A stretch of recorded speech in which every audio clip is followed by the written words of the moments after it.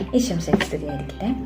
ഞാൻ ഇന്ന് വിശുദ്ധ കുർബാനയിൽ പങ്കെടുത്തപ്പം അതിൻ്റെ റീഡിംഗ് ഉണ്ടായിരുന്നത് ലൂക്ക് ചാപ്റ്റർ 5 വേഴ്സസ് 1-11 ആയിരുന്നേ. അതിൽ വേഴ്സ് നമ്പർ 4 പറയുന്നത് 4 and 5 പറയുന്നത്, സംസാരിച്ചുകൊണ്ടിരുന്നപ്പോൾ അവൻ ശിമ്യോനോട് പറഞ്ഞു, ആഴത്തിലേക്ക് നീക്കി മീൻ പിടിക്കാൻ വലയെറിയുക. ശിമ്യോൻ പറഞ്ഞു, ഗുരു, രാത്രി മുഴുവൻ അധ്വാനിച്ചിട്ടും ഞങ്ങൾക്കൊന്നും കിട്ടിയില്ല. എങ്കിലും നീ പറഞ്ഞതനുസരിച്ച് ഞാൻ ഇറക്കാം. അപ്പം ഇവിടെ നമുക്ക് ശിമ്യോൻ പത്രോസ് എന്ന് പറഞ്ഞാൽ ശിമ്യോൻ പത്രോസ് ബ്രദർ, പിന്നെ ജോൺ, ജെയിംസ്, ഇവരെല്ലാവരും ഫിഷർമാൻസ് ആയിരുന്നു, മീൻപിടുത്തക്കാരായിരുന്നു. ആൻഡ് അവരുടെ ഫീൽഡിൽ ഇറ്റ്സ് ലൈക്ക് അവരുടെ ഫീൽഡായിരുന്നു അത്. അതിൽ ദേ വർ സ്ട്രോങ്, ദേ വർ എക്സ്പേർട്സ് ആയിരുന്നു. ബട്ട് എന്നിട്ടും അതായത് ഇവർക്ക് അറിയില്ലാത്തൊരു വ്യക്തി വന്നിട്ട് ഇങ്ങനെ എന്ന് പറയുമ്പം അവരവിടെ ലൈക്ക് ഞാൻ എൻ്റെ ഫീൽഡിൽ എക്സ്പേർട്ടാണ്, എനിക്കെല്ലാം അറിയാം എന്നൊന്നും വിചാരിക്കാതെ ആ വ്യക്തി പറഞ്ഞത്, ഈശോ പറഞ്ഞത് അവരനുസരിക്കാൻ റെഡിയായിരുന്നു.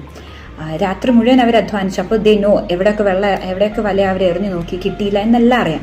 എന്നിട്ടും അവിടെ അവർ തർക്കിക്കാൻ പോവാതെ ഈശോ പറഞ്ഞത് സൗമ്യമായിട്ട് ഹമ്പിളായിട്ട് അവരത് കേട്ടിട്ട് അതുപോലെ ചെയ്തു. സോ നമ്മുടെ ലൈഫിലും നമ്മളിങ്ങനെ നമ്മുടെ ഫീൽഡ് കുറേ ഏരിയസിൽ നമ്മൾ എക്സ്പേർട്സ് ആയിരിക്കാം. ഇപ്പോൾ കുക്കിങ്ങിൻ്റെ രീതി ആയിരിക്കാം, അല്ലെങ്കിൽ പഠിക്കുന്ന രീതി, ജോലി ചെയ്യുന്ന രീതി, ക്ലീൻ ചെയ്യുന്ന രീതി, അങ്ങനെ കുഞ്ഞു ഏരിയസിലൊക്കെ നമ്മൾ എന്നും ചെയ്ത് നമുക്ക് ഒരു റുട്ടീൻ ഉണ്ടാവും, നമുക്കൊരു വേ ഓഫ് ഡൂയിങ് തിങ്സ് ഉണ്ടാവും. പക്ഷെ ആ ഒരു സിറ്റുവേഷനിലും നമ്മൾ അഹങ്കരിക്കാതെ ഈശോയ്ക്ക് എന്താ ആ ഒരു ഫീൽഡിനെ കുറിച്ച് പറയാനുള്ളത് നമ്മൾ കേൾക്കാൻ റെഡി ആവണം. അപ്പം ഈശോയ്ക്ക് കുറച്ചും കൂടി അത് ബെറ്റർ ആയിട്ട് ചെയ്യാൻ, കുറച്ചും കൂടി എഫിഷ്യൻ്റ് ആയിട്ട് ചെയ്യാൻ നമുക്ക് പറഞ്ഞു തരാൻ പറ്റും.